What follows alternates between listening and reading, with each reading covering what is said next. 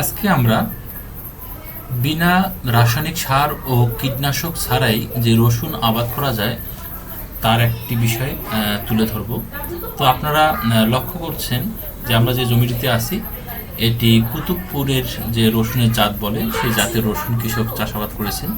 তো কৃষক পুরোপুরি সন্তুষ্ট তার চাষাবাদে। কৃষক তার মনের খুশিতে বর্তমান সময়ে রসুনটি কী পরিমাণ ধারণ হয়েছে সে জিনিসটি দেখানোর চেষ্টা করছেন। এবং আমরা র্যান্ডমলি যখন দেখেছি যে প্রায় প্রত্যেকটা রসুনেই চমৎকার সাইজে চলে এসেছে, তো সে জিনিসটি কৃষক দেখাচ্ছেন। আমরা পুরো বিষয়টি কৃষকের সাথে কথোপকথনের মাধ্যমে তুলে ধরব।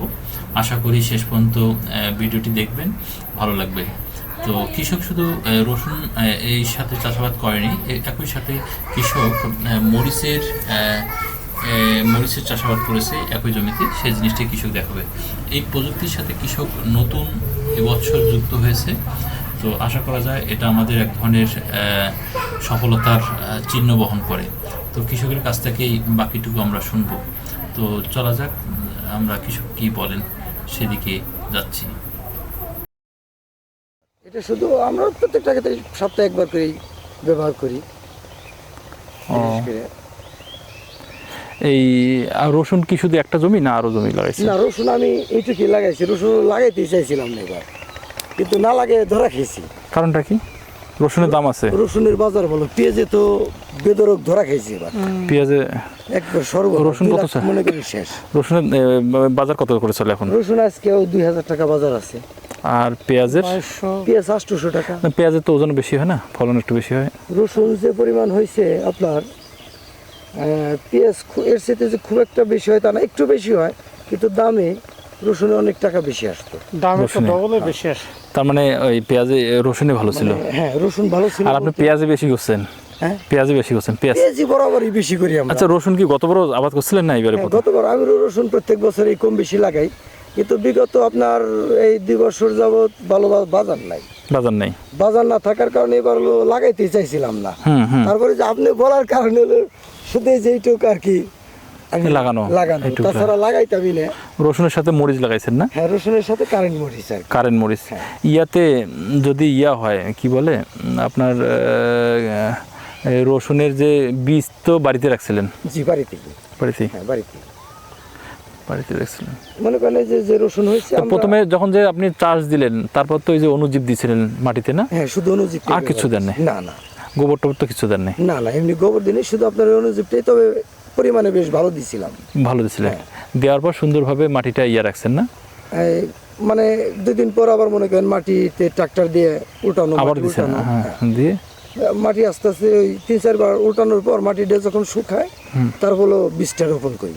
বীজটা রোপণ করে দিয়েছেন, তারপর খড় দিয়ে দিছেন?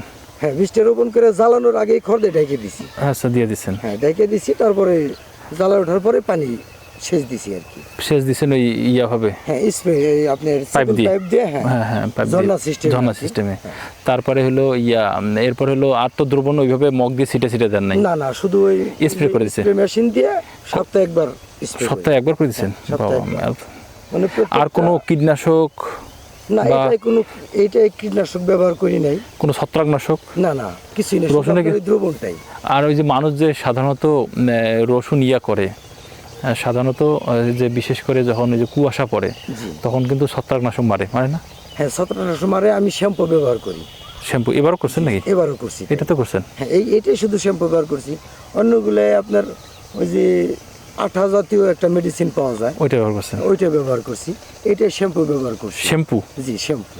এই যেমনি মানুষ মাথায় ব্যবহার করে সেই শ্যাম্পুটা। আর শ্যাম্পুটা আপনার পানিটা মানে কুয়াশাটা পিছলে পড়ে যায়, ওই জন্য। এই কারণে। আচ্ছা, ভালো সিস্টেম তো। মানে যাতে না, ভালো অর্গানিক, যেটা অর্গানিক। তাই ভালো না আপনার এতে অনুজীব ব্যবহার করে ভালো লাগছে নাকি? জি, খারাপ না, মোটামুটি ভালোই। সামনে তো আপনার মরিচটা হবে। হ্যাঁ, মরিচটা আমরা পুরা দমে আপনার সাথে থাকবো। মরিচের এই বিন্দু আছে মানে এক সারি না? বিন্দু আছে ওই পাশে এক সারি। হ্যাঁ, একটা লাইন আর কি। তাছাড়া পুরাটাই ওই যে নিচে পেঁয়াজের মধ্যে ছিল। হ্যাঁ, ওগুলো কারেন্ট মরিচি সবই। সুপার হট নামে একটা জাত পেঁয়াজে ছিল না? হ্যাঁ, পেঁয়াজের মাঝখান দিয়ে দিছিলাম। তা আপনার হলো একটু হলো যে লেট প্লান্টিং যেটা দেরিতে একটু লাগানো হয়েছে না? হ্যাঁ, লাগানো দেরিতে হয়েছে, কারণ এই জমিটা একটু নিচু তো, যার কারণে এটাই যদি দিতাম এটা আরো কমসে কম। এটা কি আপনার? হ্যাঁ, এটা আমার, এটা 20 কিন্তু এটা এখানে এটা আপনার কিন্তু কাজ করলো আরেকজন নাকি?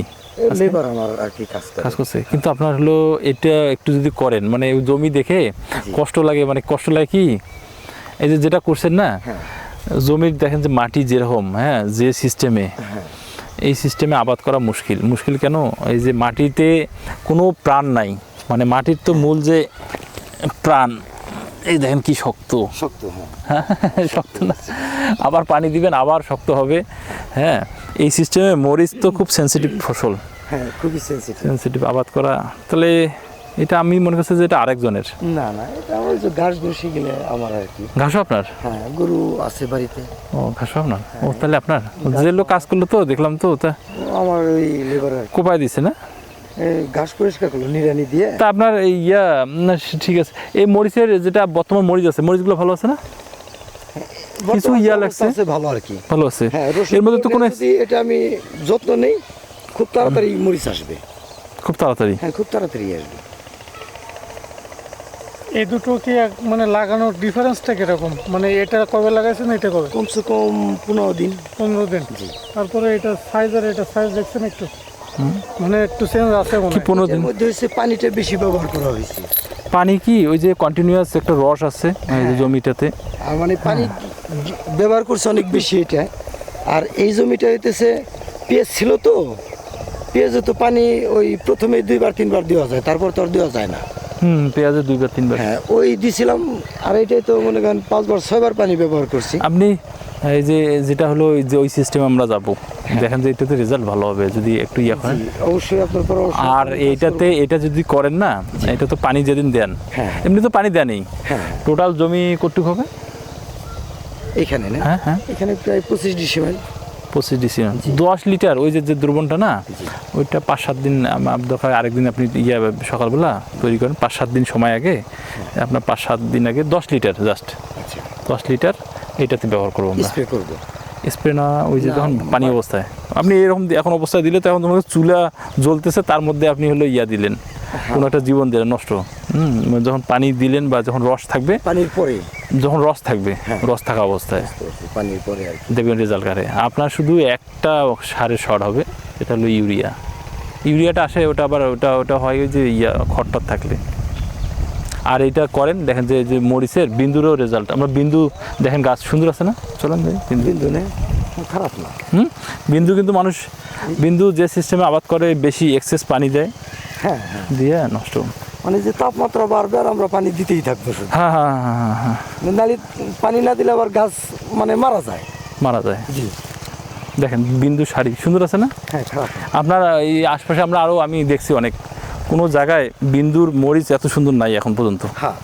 হ্যাঁ, পাতা দেখেন। এটা আমার ধারণা কি যে এই মাটিতে যে পরিমাণ রস আছে, তার কারণে এই গাছগুলো তো। আপনি তাপমাত্রার কথা বললেন না, যেমন আপনার ঘাস আছে বা ইয়েদের ঢাকা আছে না, তাপ কিন্তু কন্ট্রোল, এই কারণে এই গাছগুলো ভালো।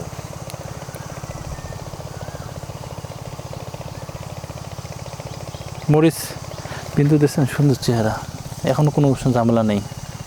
পোকা আছে না? আছে, 2-1টা আছে, 2-1টা আপনি যদি একটু স্প্রে করেন, ওই যে দুর্বনটাও যেটা করেন ওটা দিয়ে করলে হবে। হ্যাঁ, করেন, আপনার যদি থাকে, হ্যাঁ, রসুনে তো কোনো আমার হয় না। আর যেটা দেখতেছেন রসুনের এই যে হচ্ছে যে পোড়া লাগতেছে না, এটা তাপমাত্রার জন্য। এখন তো কম করে দিনের বেলা 40 ডিগ্রির উপরে তাপমাত্রার জন্য রসুনটা আপনার আরও ফলন আসতো। ওই যদি আমাদের নভেম্বরের 15 তারিখ 20 তারিখের আগে যদি লাগানো যেত, সুন্দর ফলন আসতো। মানে দেরির কারণে এই সমস্যাটা হয়েছে, দেরির কারণে। দেখা যায় আমরা মরিচটা করবো সুন্দর করে, আপনার তো আর অন্য নাই না? মরিচ এখন আছে, মরিচ আর ঘাস আছে, মরিচ ঘাস ভুট্টা লাগাইছেন না? যে ভুট্টা লাগাইছি, ওই যে নিচে একটা, ওই যে ওইখানে বাকি আছে কারণ মরিচ একটু, ওইখানে ভুট্টা দেবো। ওই যে ওইখানে একটা ক্ষেত আছে পেঁয়াজ আর কি, খালি পেঁয়াজ, সারা পেঁয়াজ, হ্যাঁ, ওটা ভুট্টা দেবো।